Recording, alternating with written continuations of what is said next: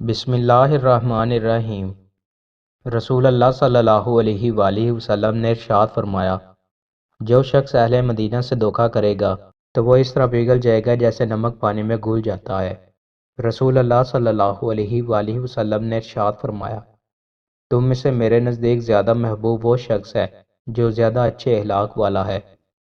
رسول اللہ صلی اللہ علیہ وآلہ وسلم نے ارشاد فرمایا، سورج اور چاند میں کسی کی موت و حیات کی وجہ سے گرہن نہیں لگتا، بلکہ یہ اللہ تعالیٰ کی نشانیوں میں سے ایک نشانی ہے، اس لیے جب تم ان کو دیکھو تو نماز پڑھا کرو۔ رسول اللہ صلی اللہ علیہ وآلہ وسلم نے ارشاد فرمایا، جو شخص نرد کھیلتا ہے تو وہ ایسے ہے جیسے اس نے خنزیر کے گوشت اور اس کے خون سے اپنا ہاتھ رنگین کیا ہو۔ رسول اللہ صلی اللہ علیہ وآلہ وسلم نے ارشاد فرمایا، اپنی آوازوں سے قرآن کو حسین بناؤ، کیونکہ اچھی آواز قرآن کے حسن میں اضافہ کرتی ہے۔ رسول اللہ صلی اللہ علیہ وآلہ وسلم نے ارشاد فرمایا، تم میں سب سے عزیز مجھے وہ شخص ہے جس کے عادات و اخلاق سب سے عمدہ ہوں۔